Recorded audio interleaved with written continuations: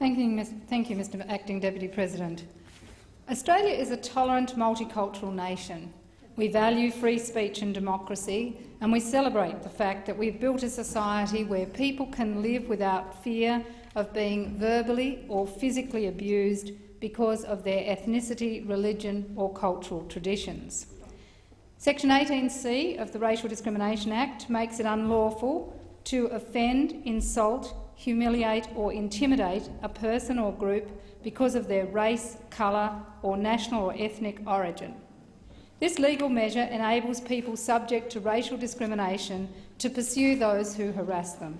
Removing or weakening Section 18C will mean that targets of racial vilification will have no option but to appeal to pre-existing criminal offences which serve quite a different purpose and which have a much higher standard of proof.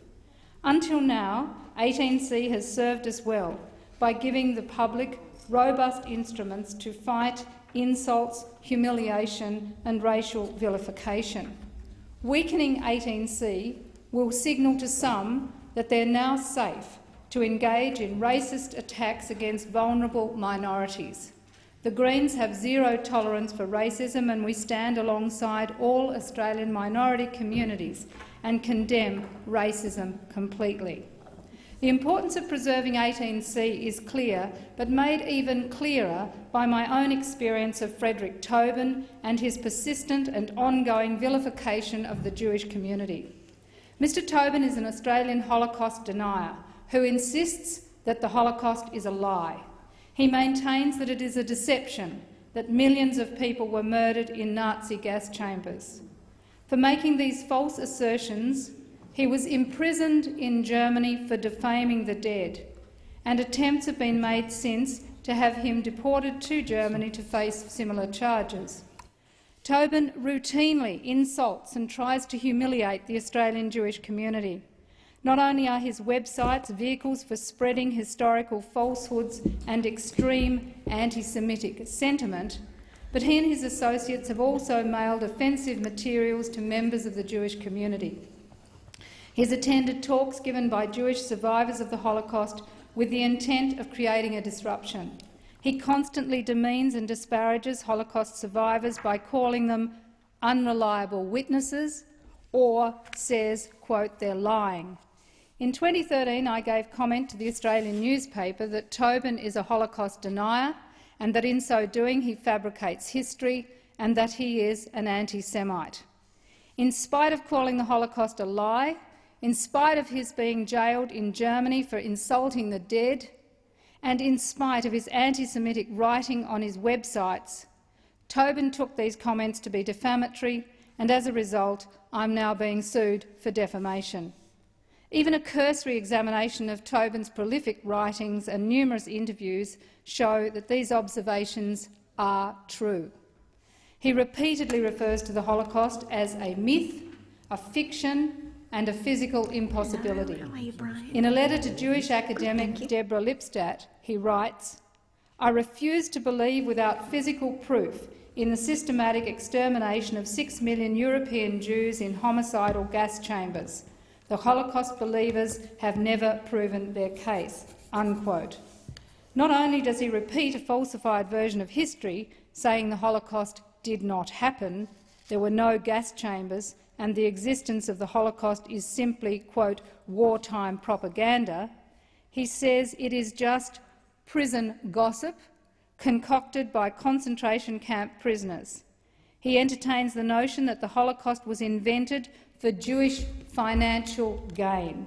He writes, "All anyone needs to do is draw the Nazi card and the coffers open and the scrum is on to see who can get a snoutful of the Holocaust trough.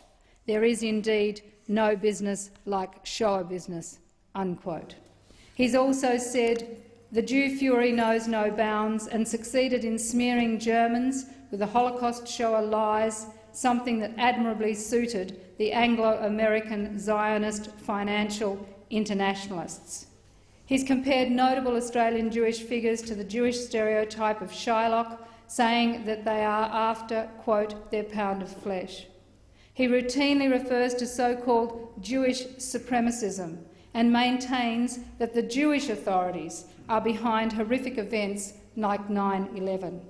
In 1996, Jeremy Jones of the Jewish Council of Australia challenged Tobin's anti-Semitic writings in court. The judges agreed that Tobin's website contained anti-Semitic material and ordered that it be removed. In defiance of this, Tobin continued to produce content that was anti-Semitic. The courts ultimately found Tobin guilty of contempt of court, and Tobin was fined and sentenced to a short stint in prison.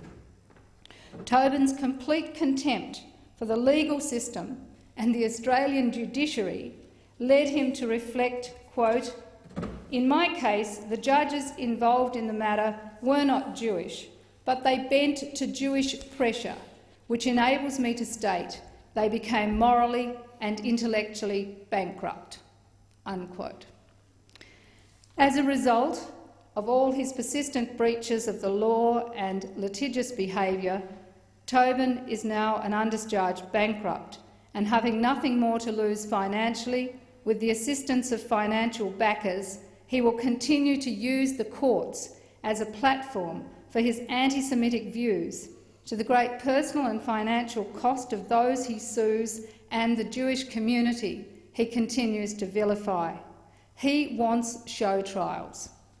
It's clear that Tobin's views are detestable and denigrate the Australian Jewish community. Furthermore, the existence of his denialist claims sullies the memory of all those who were brutally exterminated in the Holocaust. His views are a shameless attack on Holocaust survivors and their families. And I have stood at the Dachau concentration camp. I've been to the Yad Vashem Museum, Holocaust Museum in Jerusalem.